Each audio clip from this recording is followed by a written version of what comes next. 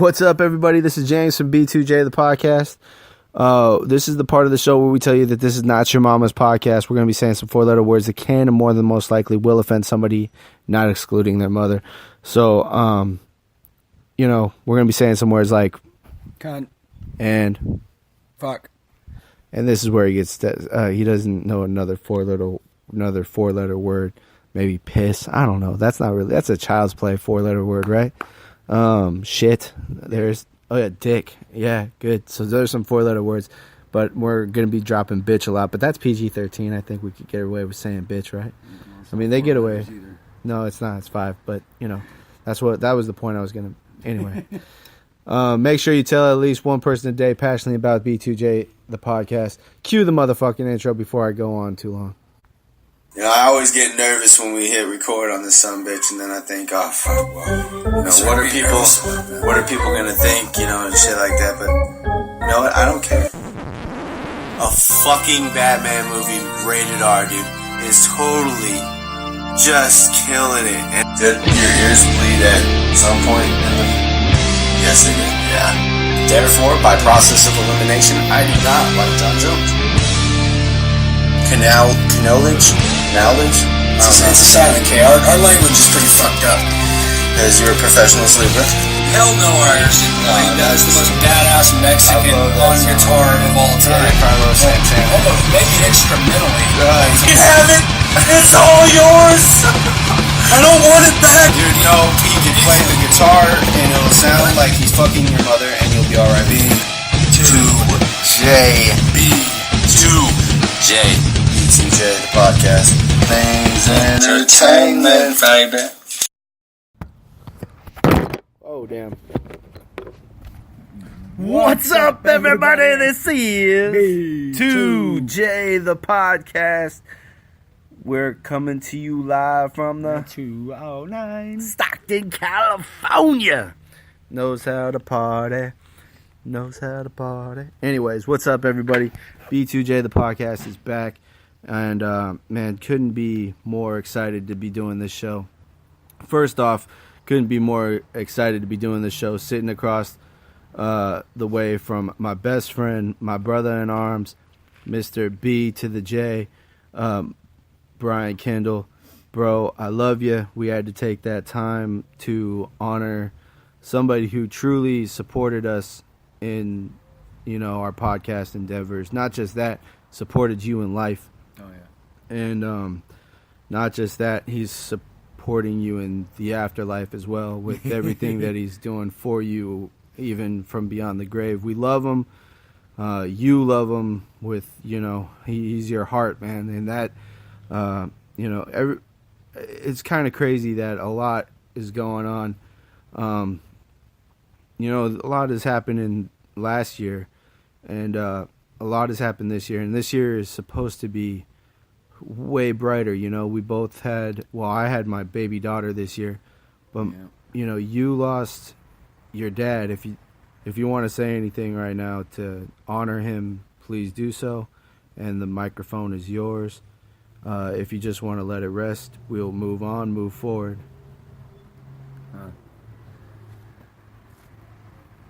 All I gotta say is rest in peace, Dad. It was a 2-week process. It was very quick, and for my mom's sake, I'm glad it didn't have to drag out any longer because he was not in good shape. So, I love him, but I didn't want to see him in that suffering pain like that. So, yeah, it is what it is. Semper Fi, man. Ron Bodekoffer. Yep. This I want to dedicate this show to your dad. So, I got a similar situation going on in my house. I'm watching my lady's dad, my girlfriend's dad, my fiance's dad. He's in the back room. It's stretching out, but you don't want to see. You definitely don't want to see the pain that they're going through. And I got to witness it firsthand last night. It was not a good night for him, and I felt just so bad. And you just feel so helpless, when it comes to stuff like that. So,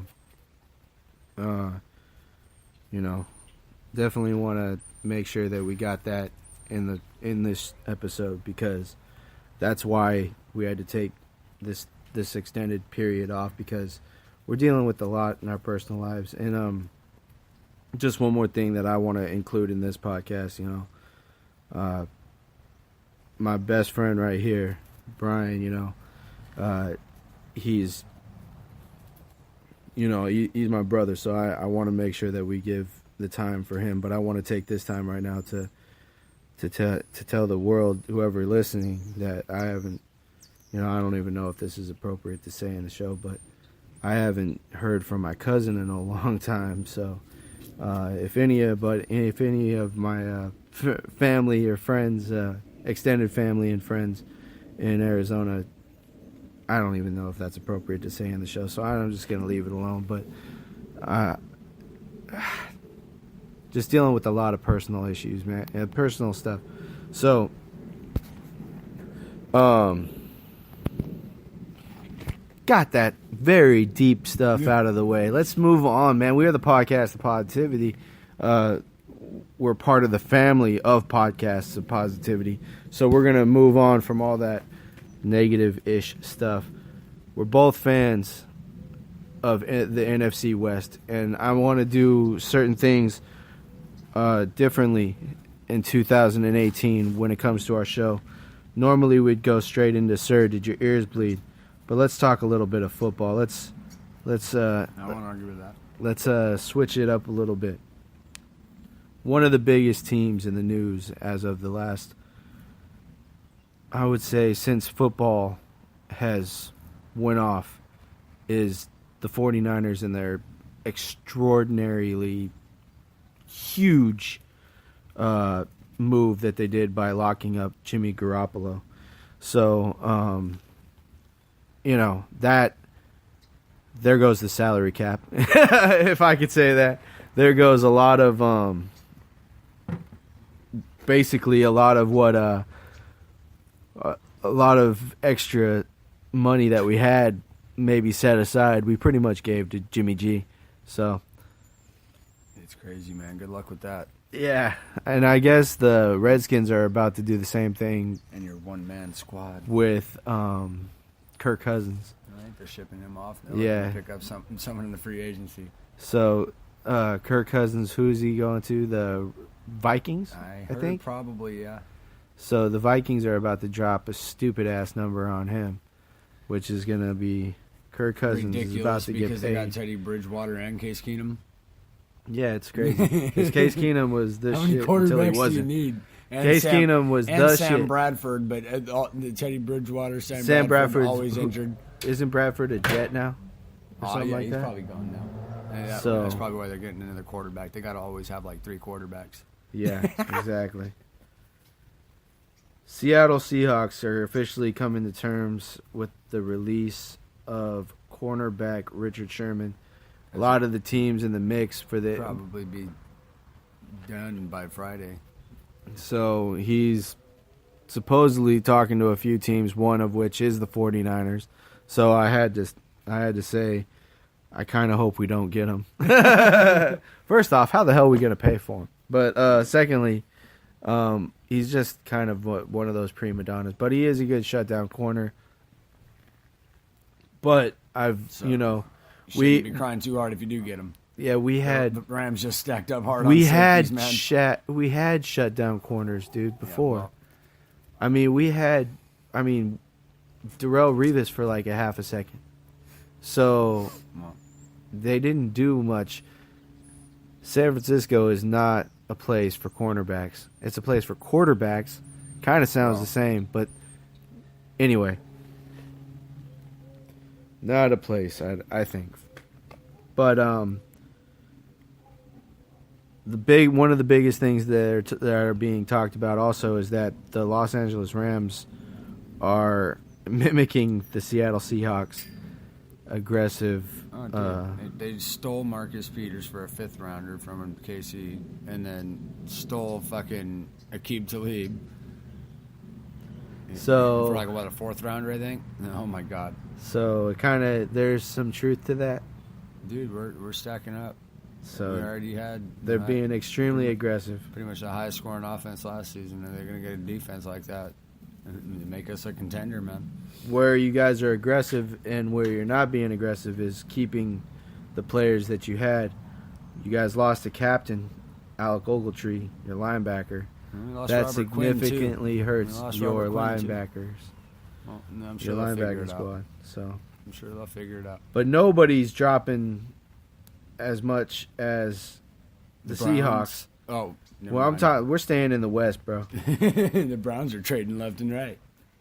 They're gaining, but where people are gaining is and losing are fucking the Seahawks are losing their whole squad. I mean, Michael Bennett is now a Philadelphia Eagle, which why would you make the Eagles better? Just saying, throwing it out there. I don't know. I mean, you guys placed the franchise tag on LaMarcus Joyner. Yeah. Yeah, I know that. How do you feel about that? Nothing wrong with that whatsoever. So that's huge. You guys are extremely trade happy these days. The Rams. Nothing wrong with that either. It worked out well for us. I trust in our coaches. We got Jeff Fisher out of there, and shit just got miraculously better. And it still is. We're winning the offseason, in my opinion. Right behind you, I would say, is the Niners. I'm just saying the hottest talk in the NFL is coming from the NFC West. Yeah. And that's why for future, I want to do a weekly where we talk all things NFC West. So that was our first little NFC West segment. We both love football as much as we love anything else. Baseball is starting back up. You don't have a dog in the race when it comes to baseball. I am a huge Giants fan, and I'm going to be making sure that I watch a lot more baseball this year so I can keep up with you when it comes to baseball talk because you are big on baseball. And we need to get our boy Ben back on the show because he's big on baseball. He likes to talk all things. If I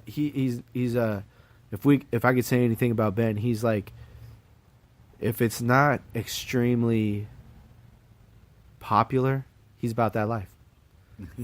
So there you go. For the Yankees. yeah, except for the Yankees.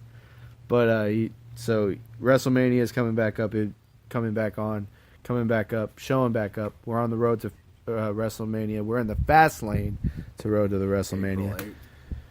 Isn't it again like New Orleans again, man? For like the 4th time in the last 10 years or some shit. I would be remiss if we didn't go. Yes, it is in New Orleans again, and New Orleans is apparently a hotspot for WWE. I guess. I don't know why, but it is. But whatever.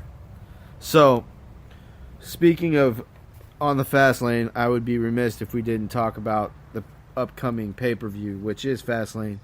I know nothing. 24 hours away. I know nothing about nothing when it comes to Fastlane because I don't really watch SmackDown. Oh shit! All right, here we go. As much as I should. Bobby Roode versus Randy Orton. Okay. I got the matches. I know what the matches are, so we're gonna talk them. We're gonna make little predictions. For me, I'm not gonna be able to make intelligent predictions. I'm just gonna be a fanboy. But that's how it is because it's SmackDown. Each time you bring up a match, I'll tell you the little tiny storyline that they have for each thing. There we go. Cool. And then we'll make a little prediction at the end of each match. So, we love the women's division in both SmackDown and in Raw. I recently went to a SmackDown Live event. It was legit. And I can see why you didn't, and you probably had even more reason not to go to that live event. Now, hindsight being 2020, The only person that I got to see that I didn't see last year that would have really made a difference is Roode. Dude, Bobby Roode was legit. It was cool. The whole show was cool. at the end when you go and get the autographs and stuff like that. I don't know. I didn't